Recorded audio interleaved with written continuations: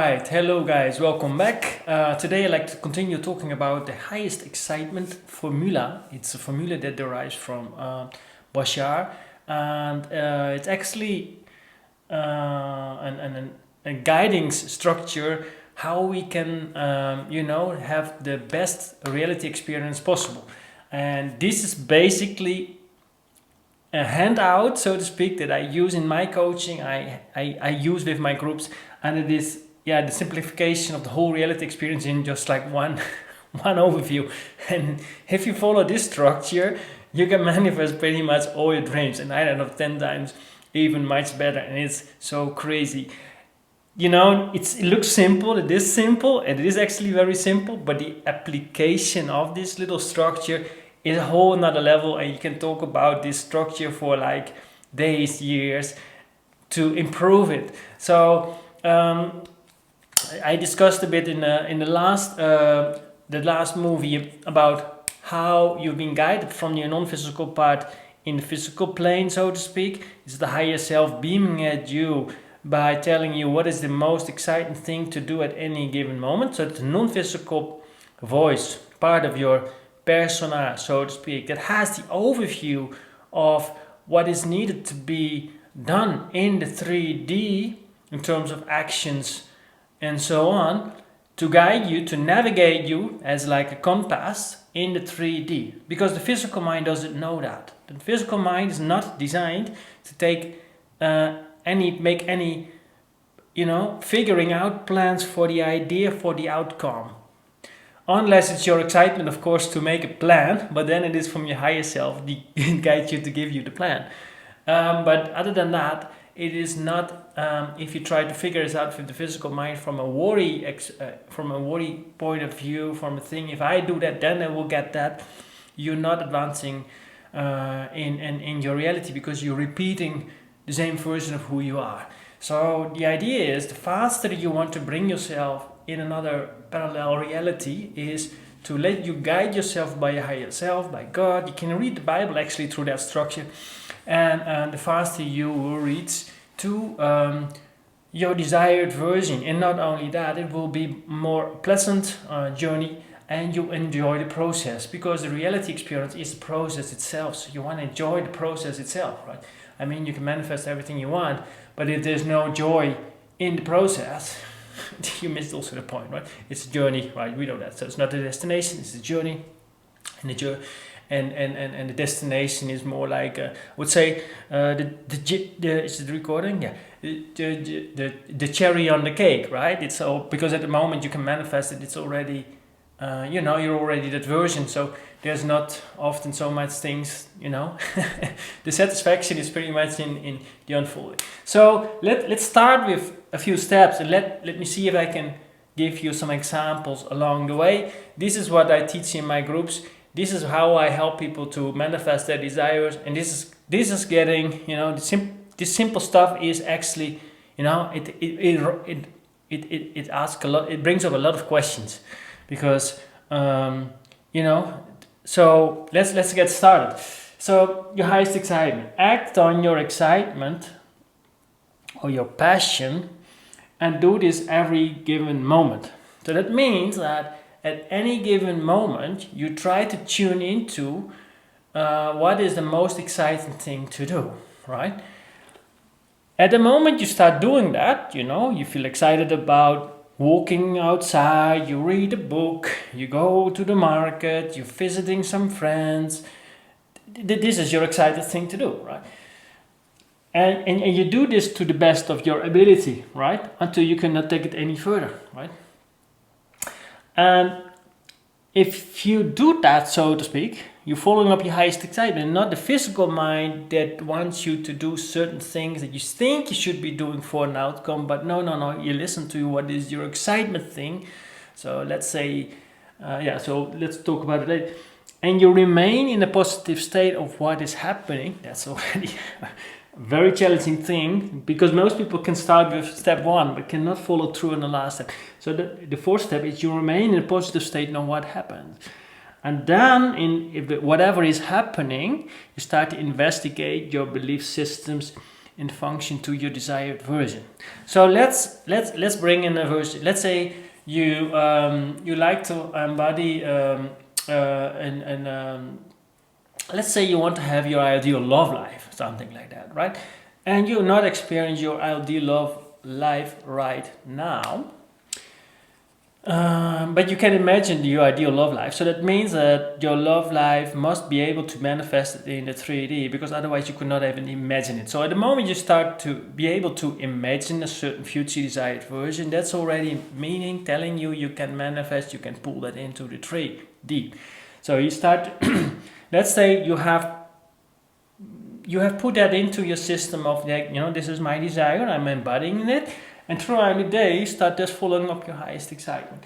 And let's say your highest excitement brings you to certain things, and you think, okay, I want to have a love life, and sometimes maybe you meet someone, or maybe you encounter certain life circumstances throughout the day that might not have nothing to do with love life or whatsoever, that brings up certain emotions, right? So you're following up your highest excitement, you go to the market or something like that, and you start talking with a friend.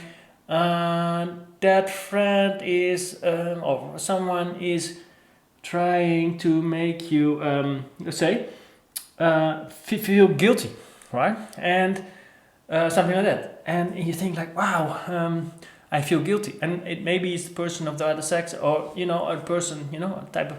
It brings up some sort of a energy of, that brings up that emotion, and that emotion that brings you out of alignment, and any all those emotions throughout the days is what you want to work on. All the triggers, all the negative emotions, because a life circumstances itself is neutral. We give it meaning based on how we are programmed. So at the moment, there's a life circumstances being created. It's actually your higher self created life decor as well to mirror back what you need to know in order to transform to your future desired version. It helps you to bring up some emotion from your unconscious program to your subconscious program in terms of emotions that wants to be released from your ego structure and transformed to upgrade yourself.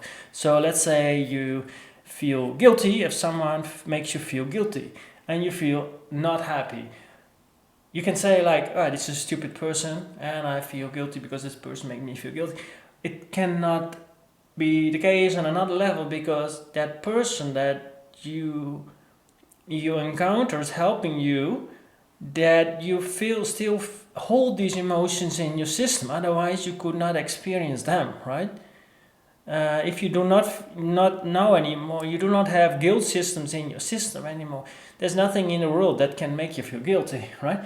So it's thanks to this manifestation of a person, of something negative, you have an opportunity to clean up your vibration about where you still guilt yourself or the outside world. So if you transform them and you start shifting your beliefs, and that's a sport, that is an exciting thing to do, because the more negativity you can transform in the time frame, in a particular time frame, it equals the quantum leap you make to your future desired version. That's a bit of the sport of manifesting. How much negativity can you handle, remain in a positive state, and transform that into quantum leap to the positive thing. So if someone makes you feel guilty, you can say, okay, someone makes me feel guilty because so instead of reacting to the life circumstances that you encounter during the way that you're following up your highest excitement, you start to ask yourself what you must believe to be true about yourself to feel a certain way or to think a certain way.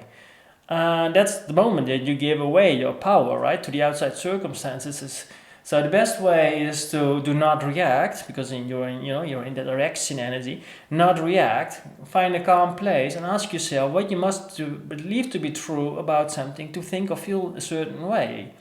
That reveals a lot about how you have programmed yourself by society or things like that. So if you feel guilty, you can say, okay, I feel guilty because this guy makes me feel guilty, and you can ask yourself another probing question. I feel guilty because another person makes me feel guilty is because I always felt guilty if people guilt trip me, and you feel this because because my parents said if I if I did something wrong and they guilt trip me, I should feel guilty. And you think like, does it mean if someone else makes you feel guilty because you do certain things that you excite you to do, is that you have to feel guilty because they think you should do differently? And then you say, no, of course not. So I would agree that means that you can follow up your highest excitement, continue following that without feeling guilty, even if you're, the past programming, your parents, your family, the structure told you this, and yes, it's bullshit. Yeah, okay. So can you let go of that? And he said, no, maybe not completely, because I doubt if I can follow up my highest excitement or something like that. And then, so what happens? You start peeling off all these layers, and the tricky thing is to find the core layer belief, because the ego structure is so designed that it has all kind of tricks to find the core belief underneath that. So that's why meditation and the true desire about what you want to live is so important, because the desire that you want to live is extremely important. It has to be stronger than the resistance of the